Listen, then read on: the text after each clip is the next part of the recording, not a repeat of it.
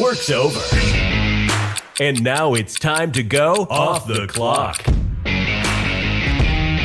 Your favorite destination for the hottest sports topics, fantasy insight, betting lines, and game predictions. Sit back, kick off your shoes. You can even crack a cold one. And enjoy the show. Now, here are your hosts, Tyler, Jake, and Rob.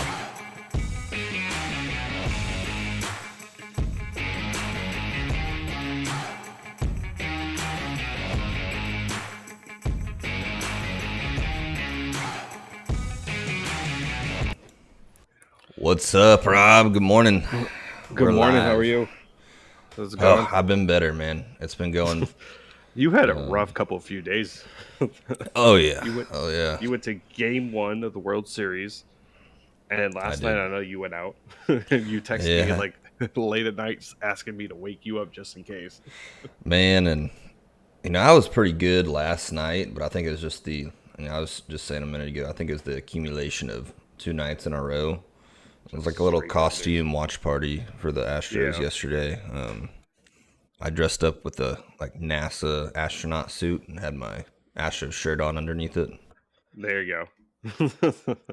I was an astronaut or some shit like that is what I was telling people, but that's funny actually. That's actually a play of words, astronaut. So obviously to the viewers out there, we're missing Jake again. We would like to extend our congratulations. Jake got engaged was it last night or the night before? I think. Big man, put the ring on the finger. So congrats, Jake. He is obviously, that's the reason why he's not at the live show today. He will be here Tuesday or Wednesday on the recorded show, but we figure we'll give him a mulligan this time. You know, getting engaged is a big deal. So hey, we've been giving Jake some mulligans lately, but this is rightfully deserved right here. This is the rightfully deserved mulligan. The other ones, I mean, the Kermit the Frog one was pretty legit. But yeah, so I know you went, Tyler, to Game 1 of the World Series. How was that? That's always been a bucket list of mine, is going to a Game 1 or even just a World Series game. So tell me how that was for you. So let me just give a rundown, because I got to talk about things other than the game too, just to I guess kind of give you my feel on the experience. So the game started at 7 o'clock my time, 7 Central. I showed up to the stadium about 3:45. So got there. Gates didn't open till 4. We wanted to get our drink on before having to go and pay stadium prices for alcohol, but which is stupid ridiculous. I understand. It was I want to say it was $38.40 for 2 beers. Sheesh. Now they were the tall boy, like 24 ounces, but yeah. But anyways, get there. It's not as packed as what I was thinking it was going to be right away. I mean, people were still working and stuff. I took off early, but as time went on, everybody's just buzzing in. We went to a little bar before, then we went to the stadium and caught like the last little few batters of batting practice for the Astros, and then we walked around a little bit, tried to go to the team store, which was just like an absolute fucking nightmare, man. They had so much gear, but there's so many people just jam-packed. Everybody's walking around. At this point, I got a nice solid buzz. Do you know who Mattress Mac is, by chance? Yeah, I know that guy, yeah. So we actually got to meet up with him and took a picture with Mattress Mac. He was, taking pictures with a bunch of people and stuff. It was just buzzing. So go national anthem. I don't know if you saw that, but the guy messed up the national anthem before Game 1. Maybe I don't know what happened, but anyways, game starts off hot for the Stros. Tucker goes deep Hits twice. Yeah. And as soon as that happened, I've been at my seat the whole entire time, and I'm a little bit superstitious, people, but as soon as that happened, I was like, all right, this is the perfect chance to go. I wanted a hat, and the team store is super jam-packed, so I ran, got a hat. I hear from the fans, and I walk out. It's 5:03. I'm like, oh shit, what the fuck happened? And I'm like trying to hustle back to my seat. As soon as I get back, the very next pitch, boom, 5-5. And as soon as that happened, it was like the life got sucked right out of the stadium. Now the momentum started to swing. The people all around me were awesome. We had two guys right behind us, like heckling Castellanos the whole time because we were out in right field, like a couple rows up, and had a family, like a family with young kids right in front of me, but they were real nice. A couple guys to the side that was super cool, and I was pretty much standing up the entire game. I sat down a couple times, especially during like in between innings or pitching changes, but after that game time base hit. It's like the energy got sucked out. I don't know what happened, and everybody was just kind of on edge. Yeah. Now, I will say this. Those people at the World Series, I think, a ticket costs a lot of money. So maybe not the diehard fans are able to be there just screaming and cheering. But then, extra innings, that Castellanos ball was caught right in front of us, which that guy ran a long ways to get to that ball. And, saved the game for the Phillies. But all in all, the experience was fucking awesome. Couldn't say anything else about that, but I will say, I don't know how it was last night, but I was disappointed in the fan base for the Astros, to be honest. Yeah, I mean, I think when the Astros won the first World Series, was it 2017, right? Yep. Yeah, I think that's where your core of your fan base was. I think that hell of a series, though. Yeah, I mean, it was a great series. I mean, I just think that over time you've gotten a lot of bandwagoners jumping on, if that makes sense. Like you said, I mean, it happened with the Cubs too when they won the World Series 2016. I went to the year later. I went to a Wrigley game, and I'm a diehard Cubs fan. Like even when we were picking our playoffs predictions back in August, I was like, "Hey, the Cubs still have a 0.01% chance to make it the playoffs." You start getting people that are not real fans to come on board, and that's okay. I mean, your team wins the World Series, you kind of get in baseball a bit more because your team's actually winning. It's fine, but it kind of ruins going to a game because like you have true fans. Like I remember when I lived in California, like we used to go to A's games, and if you ever want to see like diehard fans, go to an Oakland A's game. Oh, that nasty stadium. Yeah, that nasty stand. Those are diehard fans. Like those people are there through and through. Their team absolutely sucks, but they're going to be there cheering them on in that crappy ass stadium, which is honestly the Coliseum is probably one of the worst baseball stadiums out there. And those are diehard fans, and those will never change. Even if the A's win the World Series next year, like those fans will always would be there because they're just diehard. But when you see these teams winning World Series, you start getting fans into the games just to go to the game. And just like, oh yeah, I'm a fan, like go sports kind of thing. And it's not really diehard fans, and kind of ruins the experience for those diehard fans because you want to talk shit. You want to sit there and heckle. You want to sit there and get the full experience. And you got like people like, oh, it's okay, as long as both teams had fun. Yeah, that's a joke. And I'm just like, no. I was like, shut the fuck up. If the whole stadium was like the little group that was, us and a couple people around us, if the whole stadium was like that group, it would have been just, I mean, the stadium was still rocking, especially early on. But once that energy got sucked out, it was like everybody's buttholes puckered.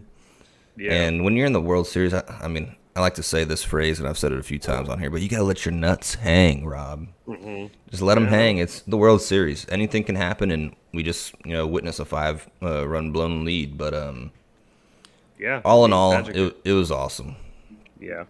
So I still have my pick. I think the Phillies are going to win in 7. Are you? I'm still riding Ash. I mean, I said Astros and Phillies are going to split the first 4 games, and the Astros are going to win the next 2. So that's my prediction. Right? I'm sticking with it.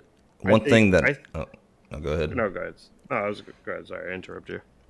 No, one thing I want to touch on though for the viewers, and if you've been watching the show here, my love for Philadelphia. Let me tell you, but their fans, all in all, were pretty. I mean, they're pretty nice. But there was some big time arrogant fans, man. At the end of the game, we're trying to walk out of the stadium, Of course, they're high-fiving, they're woohooing, rightfully so. I'm talking a little bit of shit back, like, you got to at least you got to get 4, man. You got to get 4. That's only 1. And, that's friendly banter and stuff. Like, oh, we got you tonight, whatever. Like, yeah, you did. But there's a group of about 20 of them. And the Astros ballpark out in left center field, how it's raised up. They have those little railings, and then they got that gas pump thing out there. I had never been to the Astros ballpark, so. You've seen it on television, though. I've seen it on television, yeah. Like under the railroad tracks. Yeah. So there's like a concourse walkway that is standing room only, and there's a couple little like balcony type areas that are probably the most popular standing room seats. But there's probably about a group of 20 of them, like one person on like a selfie stick, and they're singing and dancing like they just won the World Series. Hey, everyone has to get their own. I mean, like they were, I don't know. It's one of those things where I think Philly, I mean, it's not like they haven't been to the World Series in a long time. Was it 2013 was the last time? Yeah, I think it was the last time they won. When they lost? The last time they won was Cole Hamels, Ryan Howard, Jimmy Rollins was on that team. Okay, that's right. That was like 2009. I think that's what it was. I think that was the last time. I could be wrong about that. You can stat check me, but I remember that like Cole Hamels was like the key portion of that winning because he came from Texas. I think he was just traded that year to Philly. And just seeing that made me think about how, just I don't know. I think Philly fans are ignorant in that matter. You look at, sorry, I'm getting a little sidetracked here, but remember after the Cowboys-Eagles game that Eagles coach is, all fired up, like trying to talk shit and everything. And he's like, how about them Eagles? Like they just won like a NFC playoff game or something. Or NFC championship game, Super Bowl game. Yeah, it's like you're counting your ducks in a row before the end of the. Exactly. It's a long marathon of a series. Yeah. And they were acting like they won it. And I'm all for them celebrating, rightfully so. They should be talking shit, but it should also be followed up with a little bit of humility in the sense of like, we got to get 3 more though. I think it's more of just like the fan base, especially with the Eagles winning. I think it's just the arrogance. Dirty fan base. Yeah, it's dirty. Sorry if anybody out there is Philly fan, but y'all are dirty. I mean, the Monday's game is tomorrow's game is gonna be really good. You got Lance McCullers versus Noah. I mean, it's gonna be a pretty good matchup between the two. I think Philly's gonna win game 3, first game Philly. I think Astros gonna win game 4. And then whoever goes game 5 in Philly, well, I'll make the determination. So I think you guys the next 2 days will split, and then the game 5 still up in the air depending who goes. If Verlander goes game 5, I think you guys lose. Like I have no faith in Verlander. I'm sorry, it brings up my point we talked about a few weeks ago. It's like I think he's overrated. I think he's a great regular season pitcher, but in the postseason he disappears. Like he's only had and he's had a long career. But like in all the postseasons, he's only been good twice in all the postseasons he had. So I think he's overrated in the postseason game. He's a great regular season pitcher. He'll definitely be in the Hall, but it just, to me, if I was game 7 and I was down, and if I was game 7 and must win game, you're throwing Valdez. I'm putting Valdez. I'm putting somebody else out there. I'm not putting Verlander out there, especially game 1, giving up 5 runs. Look, early on in game 1, Verlander was dealing, man. Yeah, he was pitching. He was pitching real good. He had a no-hitter going. I mean, it was only 3 innings or something, but I mean, didn't allow a hit, and then all of a sudden it just snowballed on him. And I think, 5 innings, 6 hits, 5 runs, 5 strikeouts. I mean, that's great, but again, you're an ace. You're about to win the Cy Young again. You shouldn't be going 5 innings. You should be going 7. I mean, a true ace, a true Cy Young winner needs to go 7. Look, I agree with that. They don't have to do that every single time, but he needs to World Series. Like he need. I think we. Look, I'm fine with him pitching 5 innings, but the 5 earned runs is where. I'm cool with pitching a bullpen game, but 5 earned runs, that you don't want to see that out of your starter. I mean, you saw it again last night, though, out of what's his name, Wheeler. Well, So I'm not a big fan of Zach Wheeler. I think again another guy that came out of New York, and I he pitched again a really good regular season, but I'm not a big fan of Zach Wheeler. I think he got a contract that was way overblown. Like his contract with the Phillies is, I think in about 2 years they're going to regret it because no one's going to want him, and he just I don't know. I'm not a big Zach Wheeler fan. I would say Zach Wheeler is probably the third best pitcher on that rotation. I think Aaron Nola is probably the best. Noah Syndergaard, I still have high hopes on him, second best, and then Zach Wheeler probably third. Syndergaard just he hasn't been the He got same since hurt. that injury, man. Yeah, I have high hopes in Syndergaard. I think he is still a good pitcher. It just again he got hurt, and it was just like it was terrible for him because that was contract year. It was everything. He was gonna get like Yep. they were talking about like he was gonna get Jacob DeGrom money. Like they were like he was gonna get that type of money, and he got hurt and he couldn't get back, and I think he had a setback on the injury during that year Yeah, I as believe well. So so. and then it just kind of just snowballed. So I really that's why I think Monday I think he wins because he's trying to prove he deserved like a nice little decent sized contract.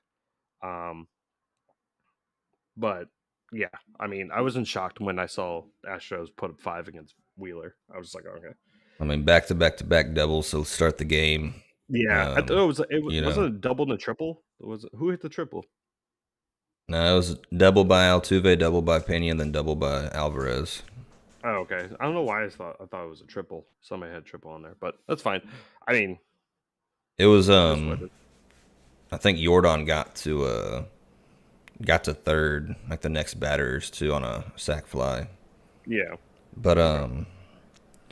I just got a little update. Looks like Darren Waller won't be playing today, so I kind of want to Yeah. segue into some fantasy and But some NFL because we I have mean, unless you got any a lot final of words injuries. on the World I have Series. nothing. I said everything I need to say. So, I mean, you still um, got Philly in 7. I still got Astros in 6. Maybe Jake can chime in on how he's feeling via I mean, he's text, probably but gonna I mean, yeah, say he's Astros. gonna stick with Astros, but Yeah, he's good. I think Philly. He's trying to get me to bet him. He was like, "Rob, you want to bet me?" I was like, "I'm not betting that's you. I don't really care about the Philly. I'm just betting. I'm just trying to be devil advocate." So, one thing I'll um, say is, and this is like all bias aside, I think the Astros do have the better squad. I really do. I think they have the better I lineup think from top to bottom. I I think they have think the if you better talk, pitching staff. I think if you talk about, this is the last thing we're going to talk about. This will segue to football. Is if you look at the lineups, the Astros have a better hitting average lineup. Like they're going to get on base, but the Phillies have a better home run hitting team. Bryce Harper, Kyle Schwarber, Reese Hawkins. I think that's his name, right? Nick Castellanos. Like all those guys are home run hitting people that have low batting averages because it's either home run or you're out Or kind of thing bust, yeah. or bust. Where the Astros have a Tuve, Brakeman. I mean, Jordan obviously is a home run hitting machine, but um, you have Astros like a bunch of 1 through 8 can hit bombs. I mean, I yeah, I would know, say but 1 through your 7, batting but averages McCormick. are higher relatively because they're more entitled to get on base more compared to you know the Phillies. The Phillies have low batting averages but high hitting home runs. I mean, Kyle Schwarber won the NL in home run hitting this year. So, Yeah, he but had his what, but his 43 or average is something, like, and his batting average is like 214. So and he's the leadoff guy too, which is funny. exactly. So, Um, anyways, let's talk about the football because we have some stuff. We have some injuries. We have a yeah, you game want to going start with on now. fantasy today, or you want to go Let's into do some fan. sports betting real quick? Well, let's do some sports betting. What's your key takes on the bets today? I was looking through these lines. My Cowboys are at -10. I don't know how much I like that line. Um, I like that line. it I think the biggest strength for the Bears it's the run game, and that's the biggest strength of your defense is preventing the run. no, that's definitely our weakest part of our defense is running the ball or run defense, I should say. Hmm. They did just make that trade though. We'll see how much that guy plays. The Cowboys have a couple injuries too today. Zeke's out. I Yeah. think their starting free safety Malik Hooker is going to be inactive probably, but I mean, Justin Fields has been sacked the most. The Cowboys have the most sacks, so I Mm-hmm. think that that front seven should be able to get after Fields. The thing I'm Mm-hmm. worried about the most, and you didn't really see it a whole lot against the Eagles. I think they might have corrected themselves, but when the Cowboys played Monday night against the Giants, way early on in the season, week 3, I believe, Mm-hmm. Cooper Rush was the quarterback coming off his win against the Bengals. Daniel Jones, or really the only time that the Cowboys defense gave up anything was one play to Saquon, and then a couple times Daniel Jones just scrambling around Yeah, because they were to playing too sneak out of much the against pocket. Saquon. Yeah, they're playing too much against Saquon. That's why. So we'll see how they defend because Justin Fields, I think, is the better runner out of Mm-hmm. him and Daniel Jones, but we'll see. But if I was to take that game, which I'm not, it's not going to be my lock or anything, but I would take the Cowboys minus 10. But I don't know, 10 points is a lot in the NFL betting game. Yeah. But what about you? I'm looking through I these. so I It's actually have two. I have one lock and I have two underdogs, like dogs of the week. All right, and I'm gonna go. I'm reaching here because I really think that like you're gonna see some upsets coming on this week. So my lock in the week, the one I'm gonna place to bet and make my millions and move on with my life and you know buy my wife a Tesla she's always wanted. She doesn't really want a Tesla, but I'm just making a joke. My lock of the week, I had the Giants winning against Seattle. I think it's gonna be a closer game than 3.5, but I think the Giants are just gonna keep that train rolling. Um, I would probably take the over on the no, on the. Seattle's favored. I know, but I still my lock is still the Giants. I'm 100% on the Giants train. Like I'm not on the Seattle Seahawks train. I think Geno's playing well this year. I just don't think I the defense is still shaky for Seattle. DK's hurt. So how is he gonna be? How's he? He has like a knee injury. So how productive is DK gonna hurt? I don't think Tyler Lockett's playing today either. So realistically, it's the run gain against the Giants defense, and I have more faith in that. And then the Seattle defense is shaky at best. Or I think they're the lower part of the defenses of the league. I know they give up tons of points. Saquon's probably going to go for probably, I'd say, over 15 carries, 150, 2 touchdowns. And if you get Saquon working, then that game's pretty much over because it's, I mean, Daniel Jones is throwing to nobody and they're still winning. So if Saquon runs the ball for over 100, you've lost that game pretty much. You Um, know, I, I think it's just fitting that the Giants 6-1 going now. It is on the road in Seattle, and Seattle's 4-3 themselves. They've been two of the I mean, biggest surprises. I'm not dishing. I'm not trying to be like Seattle sucks. I'm just saying that there's so many things that I worry about the Seattle team. And with DK being hurt, Tyler Lockett's probably not going to play. Like, who you going to throw to is Geno Smith? Like, I, your options are very limited at that point. no, and I think I picked the Giants in my pick'em league, but I think it's just there's something about them not being favored in this game that should tell everybody something. And what it tells you is that Vegas doesn't think that they're very good, the Mm. Giants. Well, But that's my it that. sounds like you do. I don't think that I they're a horrible team, but I don't think that they're some world beaters. Yeah, I mean, I would look at these lines too. I mean, the Jets are +3, so they're the underdog against the Patriots. And do you really think the Patriots have a better team on the field than the Jets? I don't. I think the Jets have better defense than the Patriots do.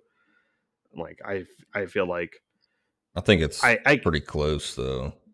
yeah, but not +3. I mean, if it was like a +1.5 or 1, then I'd be like, all right, that's how close it should be. But like the New Orleans Raiders game's a +1. So why isn't that game closer? So I mean that's just me. I think the Giants are gonna go. My underdogs though. I'm gonna go to my underdogs real fast. I have I'm reaching here. Remember Tyler, so don't judge me. I'm reaching. I have the Pittsburgh Steelers been beating Philly today. I Okay. think I think that the biggest weakness of the Eagles defense is throwing the ball. I think their secondary is great, but it isn't that great. And I think a lot of teams don't focus. I don't think a lot of like the notion is to focus on that passing defense. I think it's mostly focusing on, obviously the offense and Jalen Hurts and the running game and all these things. Um, I think the Cowboys, I mean not Cowboys, the Steelers are going to throw the ball early and they're going to keep throwing the ball down the field. And with Kenny Pickett, he has a crazy good arm. Like he's just gonna. I feel like Najee is gonna be the decoy in a lot of the situations and do a lot of play actions, and they're gonna just throw the ball deep to Johnson and Chase. Because another thing is that they're the Steelers are trying to get like higher draft picks for Chase. So I they're saw gonna they're try. wanting a 2. I wouldn't give up a 2 for I mean, fucking I wouldn't do Chase that, but Claypool. don't you think that if you wanted to, and the trade deadline is what is next week, I think Yep. Tuesday. Um, don't you think that you're going to try to showcase Chase Claypool a little bit more today? Like, just like you give him like 10 catches, probably 150, 2 touchdowns, and be like, that's why I wanted to. You And know, teams are, that makes perfect sense. I just don't think Mike Tomlin cares about that kind of stuff, though. yeah, but I mean, I think the defense is gonna play hard against the run. I mean, the Steelers have a good defense. It's just like their offense has been really shitty. So I think that my underdog of the week is going to be the Steelers beating the Eagles, and my other underdog would be would be I had it here. Sorry, it was somewhere. Oh shit, I don't even know where it went. I was too much focused on the Steelers, but yeah, you go. You go ahead. All right, so one game I want to talk about real quick. Did the Packers cover 10.5 tonight? I think they do. I mean, but I'm biased on the matter. I think that they're in Buffalo. They're 0-6. I think we had this conversation a few weeks ago.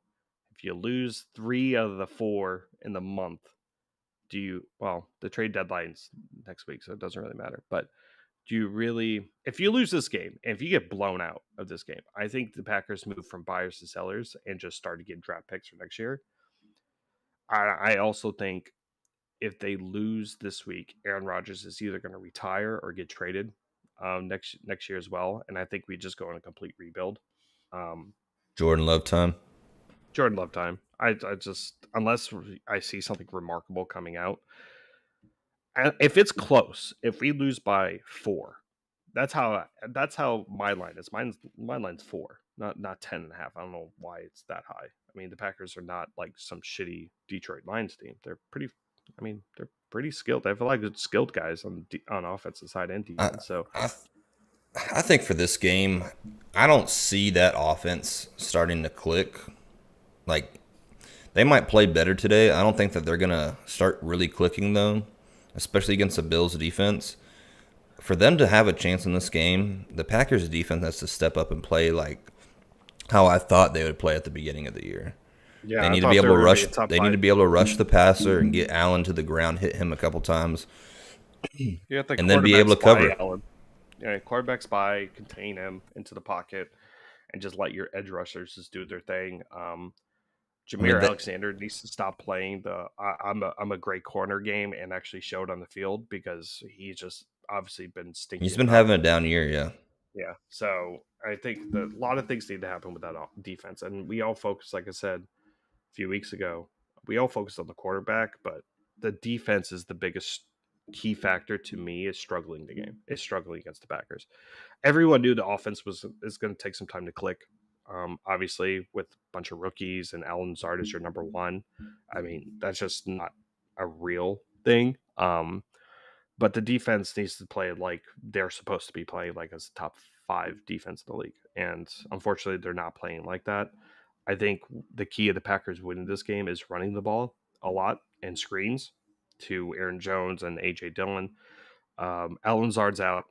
So Aaron's probably going to go to Romeo Dobbs and Tanyan a lot. So those are Isn't like people. Watson back this week? Yeah, but I'm not a big fan of Sammy Watkins that much. So Not Watkins, Christian Watson. no, he's not back this week. I don't think he is. You sure? Let me I could have check. Hold on a swore second. I saw maybe he'll be back. But all right, I got my dog. No, He's no, not he's back. not playing today. Okay, No. I got my dog here.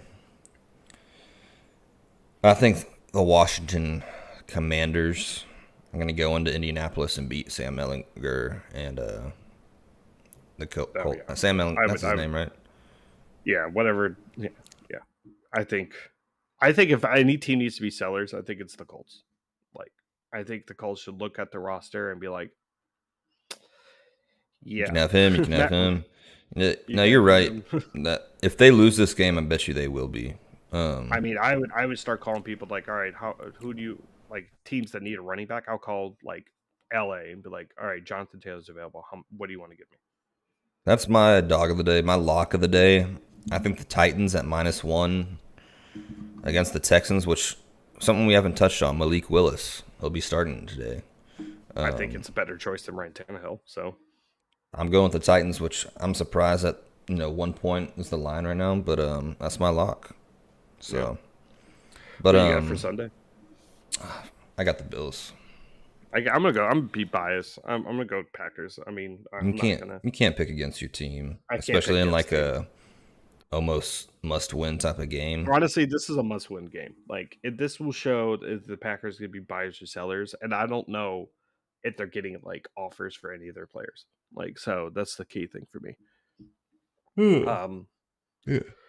yeah. Oh, So to switch this fantasy, let's see. The Broncos game is still on 10-7. it's still 10-7.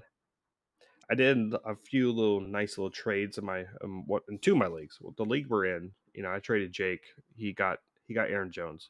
Um, I got David Montgomery, Khalil Herbert, Wait, and when did Chris this go Godwin. down? 2 nights ago, I think. It's not gonna be processed until next week, but Why not? obviously, but because Chris Godwin already played Thursday. Oh, that's right. Yeah, so I can't get him. So I did that. I got rid of Aaron Jones. I have a lot of like backups. I have Cordell Patterson coming off the IR. I had Michael Carter, who's gonna be the RB1. So I have options there, and I get a huge upgrade with Chris Godwin. That was the key And feature for me. Jake was trying to trade me that same package for a number of players, but yeah, I didn't see that trade. Yeah, it was processed. I mean, I needed with Debo having a hammy injury. I needed a wide receiver badly. I thought Jake And got Alvin Kamara. he did. He traded Miles Sanders, Joe Mixon, and Tom Brady for Alvin and Kyler. Okay, I guess that wasn't Yeah, processed either because Brady. yeah, because Brady played Thursday, so he did two big trades. I mean, I would say the Kamara trade that he did was pretty fair. Um, I'm trying to like picture. I don't know. I don't like Jameis Winston or I mean he's playing well, but I think any running back, your quarterback is the key feature for your fantasy value. And Yeah. I don't like James Winston or Andy Dalton. I would rather have obviously A Rod or like a Tom or like a Kyler, something like that. So as if I was looking at, I'd always look at like our RB1, unless he's a real true down the hill runner, which he's like a Derrick Henry or like a Jonathan Taylor when he's healthy. Yep.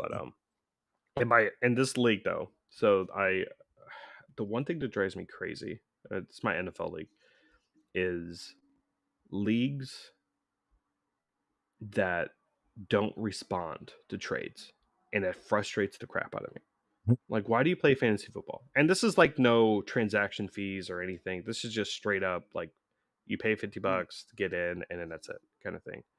And like I needed a running back badly because obviously Zeke was hurt, and that was like my third running back. So I was like messaging people, trying to send trades, no response. I finally got a hold of like this guy that I used to be with, and he had Travis Etienne, and I was like, I want Travis. Who do you want for him? And so I sent him a trade. He didn't respond. and I just start blowing up his phone because like I want to get this done kind of thing. I Mhm. don't want to spend like 5 days on a simple trade. So I did Brandon Ayuk, Robert Tanya for Travis Etienne.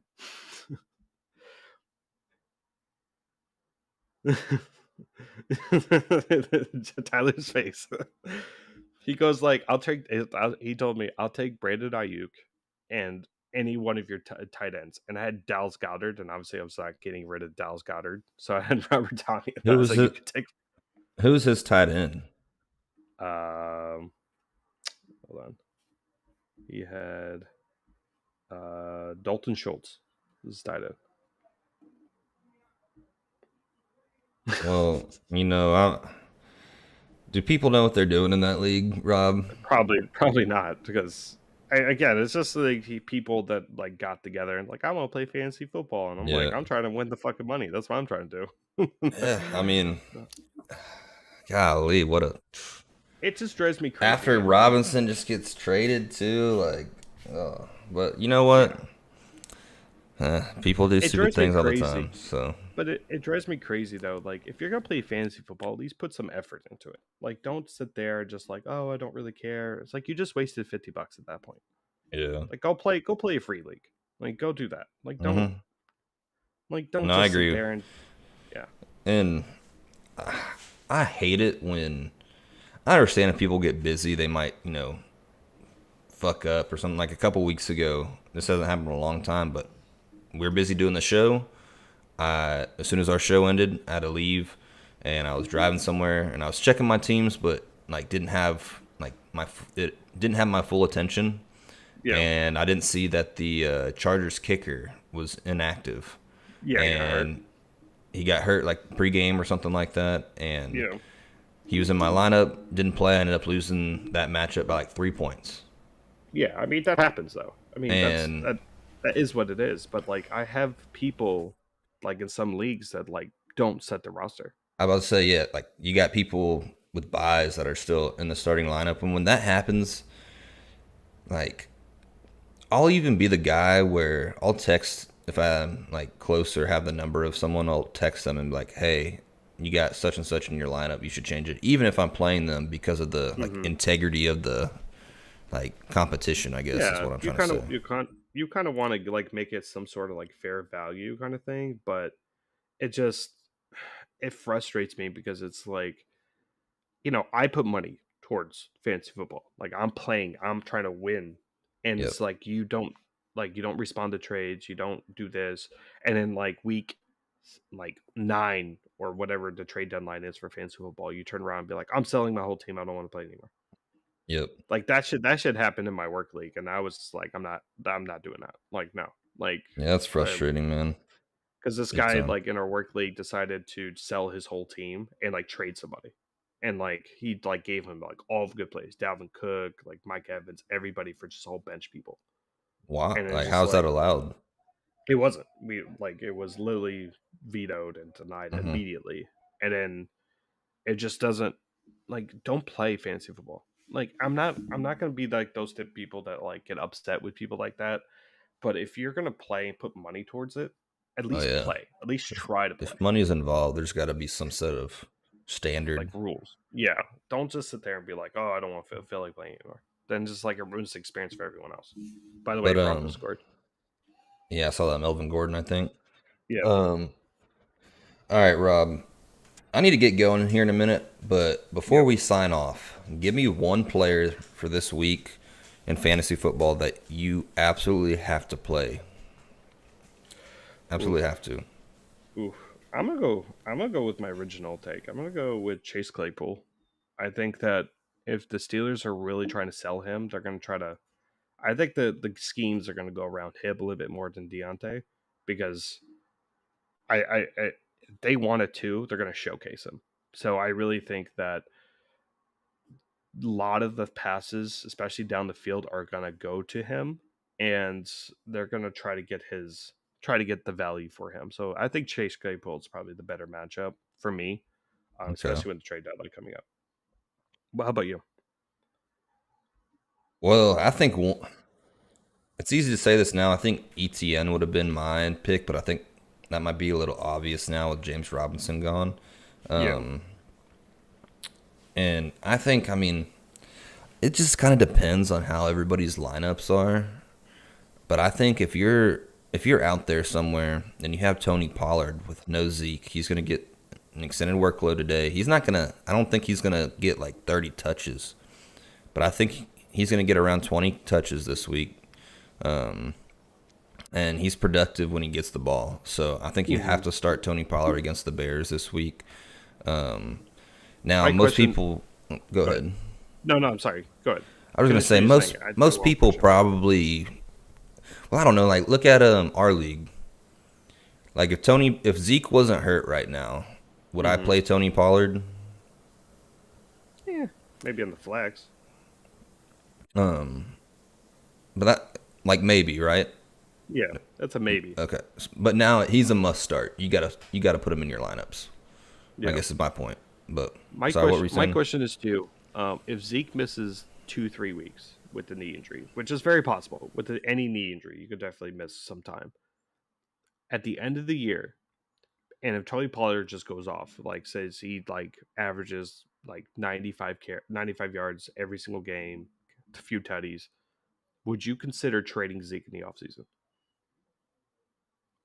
I mean, I'd consider trading him, but nobody's going to trade for him. No, you never know. There's been crazier. Here's what needs to happen to Zeke. Zeke's obviously not the same guy what he once was. Neither is the offensive line, though. Yeah. Zeke is still a really good running back in the NFL. He can pass protect his ass off. One of the best in the league at doing that. Very smart player. He's lost that burst, yes, but he still gets tough yards. I think what you do with Zeke is you ask him to kindly restructure his deal. And move that money to more money he can have now so you could spend it somewhere else. Yes, and I don't think that they're going to be able to keep Tony Pollard because it's his contract year. I think someone's going to overpay for him. But we'll see. With Zeke being out, we're calling up our undrafted rookie, Malik Davis out of Florida. Who was really good. I was actually really impressed with him in the preseason. He was obviously pretty good in college. He was pretty good. Was 1-2 punch with Dameon Pierce. So I bet you he gets 5 to 7 carries today, just because the Cowboys are gonna, that's the way that it goes to in the NFL now. You don't have these workhorses anymore. You got the guys like a Saquon or like an Alvin Kamara that is going to have the bulk, but you still got to get a few other guys involved. And especially if you're a run-heavy team, which the Cowboys it's should about be. Your number 2, then your number 1 now. So, but that's my must pick. I got to get going though, Rob. I know. I didn't notice we're at a hard time. We're at 45 minutes almost, but honestly, I'm feeling better now a little bit. I guess I've been just laying around. I got these things called squinchers. They're like little electrolyte packets. So I'm gonna go liquid IVs. Yeah, they're way better than the liquid IV. Let me tell you. No sugar, but tastes like yellow Gatorade though. Anyways, I gotta get going. I'm gonna go make me one of those. I need to hop in the shower real quick. But I know if you're in here, guys, I appreciate you joining us this morning. Like we said, Jake couldn't make it today. He made a big life move. He's an engaged man now. Congrats to him again. Man. Sorry, Rob, fellas, he's off the market. Yeah. Rob, I hope you enjoy your Sunday. And if you're out there, people, go ahead and drop us a like, subscribe, go join the Discord channel. It'll be in the description. And we'll see you next week. Yep, see you next week. All right. See you, Rob. See you, man. Thanks for tuning in to the Off the Clock Show. If you enjoyed what you heard, go ahead and hit that like button. If you really want to show your support, please consider subscribing. You can also follow us at our social media sites listed in the description. We will talk to you next time. Off the Clock.